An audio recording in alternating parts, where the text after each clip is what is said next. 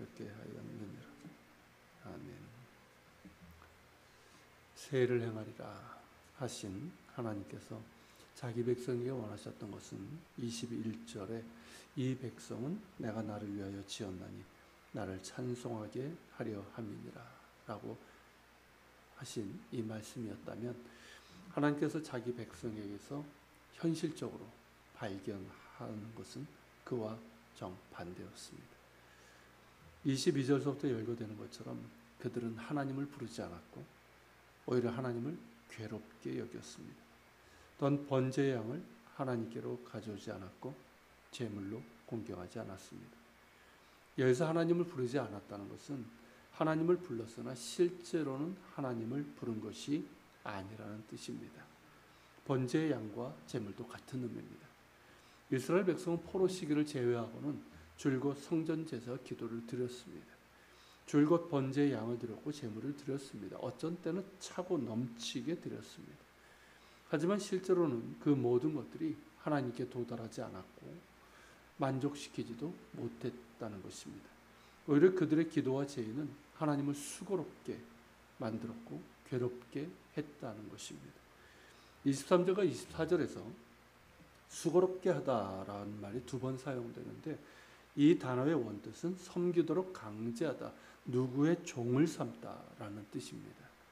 그런 의미로 다시 읽는다면 23절에서는 나는 제물로 말미암아 너에게 섬기라고 강제하거나 종으로 삼은 적이 없다라는 것이고, 24절에서는 그런데 너는 너의 죄짐으로 나를 종으로 삼았다라는 뜻이 됩니다.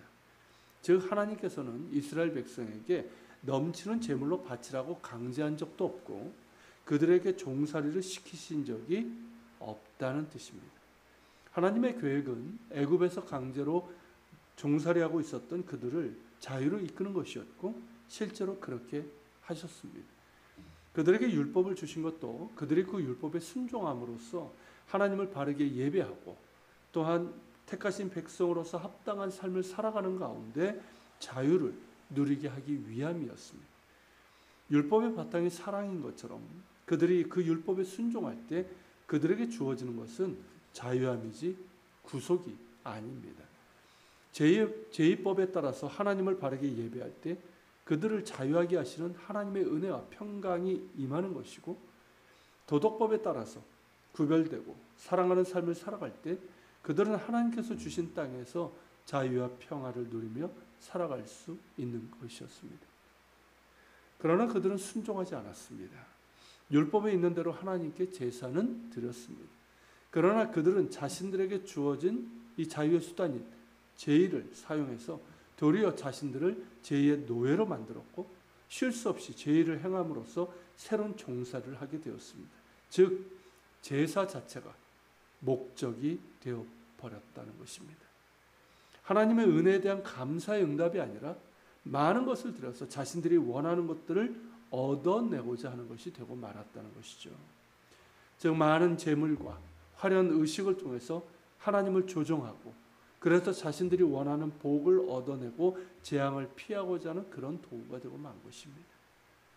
그렇다면 이것이 가나안 족속들의 우상들에게 바치는 제의와 뭐가 다르겠습니까?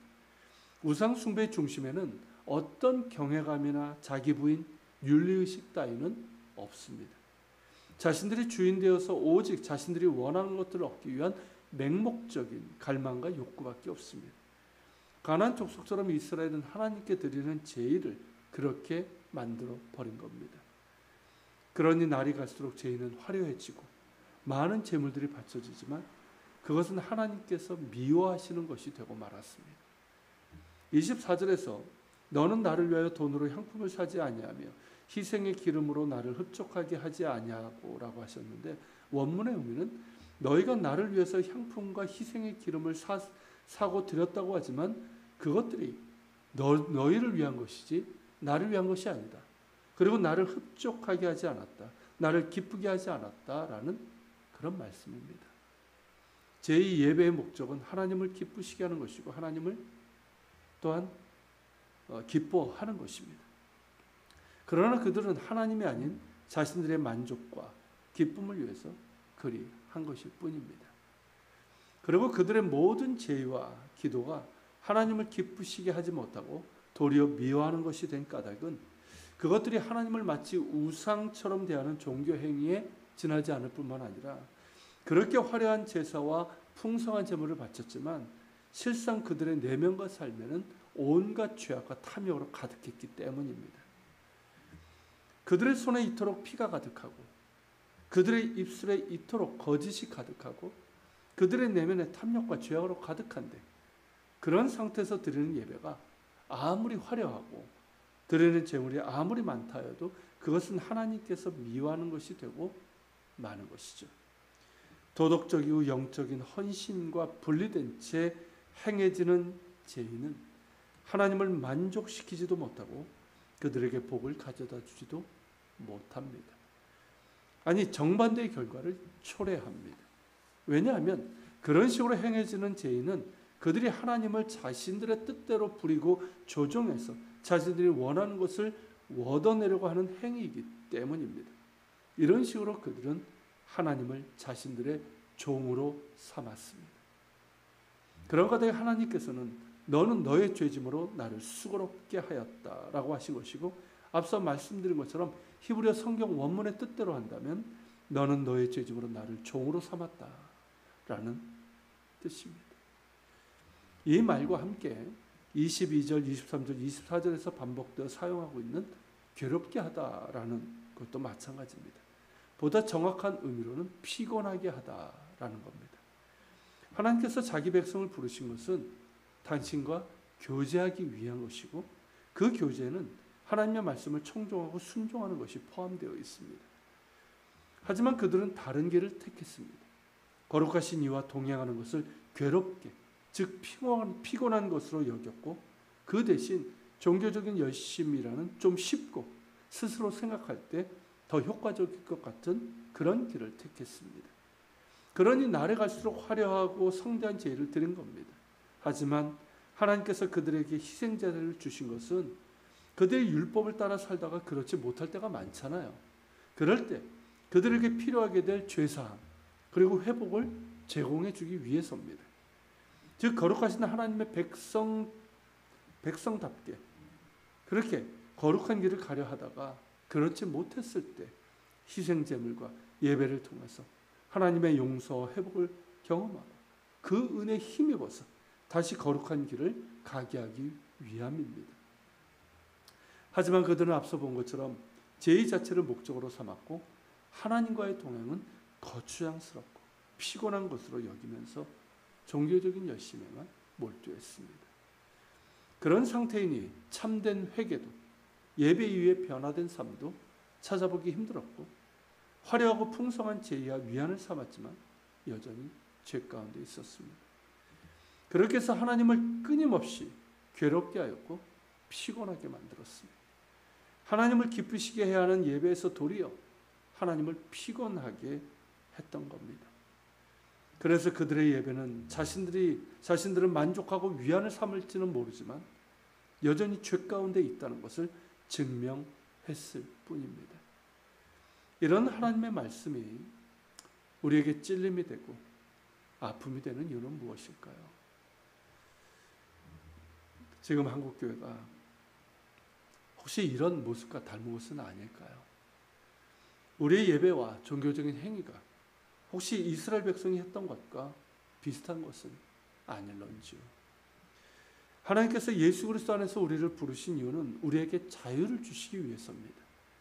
하나님과 올바른 관계를 맺어 하나님의 말씀에 순종하는 가운데 자유와 평안과 기쁨과 행복을 누리게 함입니다. 하나님과 동행하는 것은 결코 부담스럽고 피곤한 것이 아닙니다.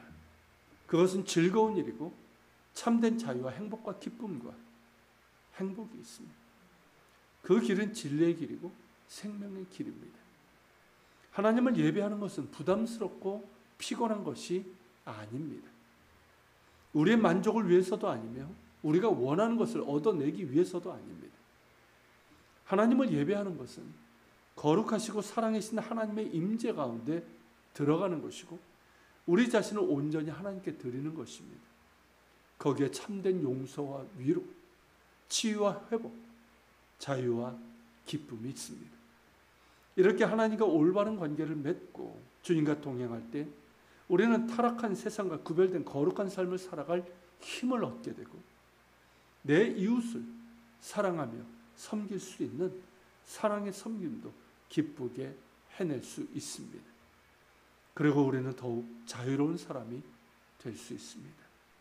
주님 안에 참 자유가 있습니다. 자유를 위해서 우리를 부르셨기 때문입니다. 같이 기도합시다. 하나님께서 당신의 백성을 택하신 이유는 나를 찬송하게 하려 함이라. 그러나 현실적으로 발견하는 모습은 하나님을 괴롭게 하고 피곤하게 만드는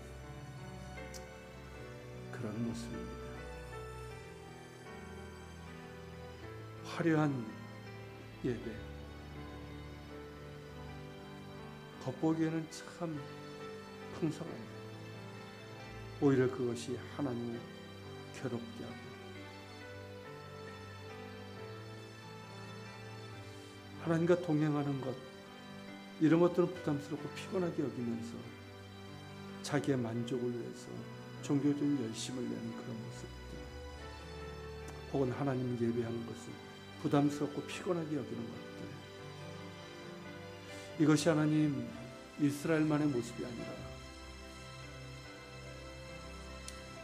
교회 역사 가운데 있었던 모습이고 지금 한국교회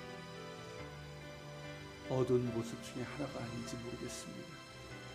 우리에게서 발견되는 모습이 아닌지 모르겠습니다.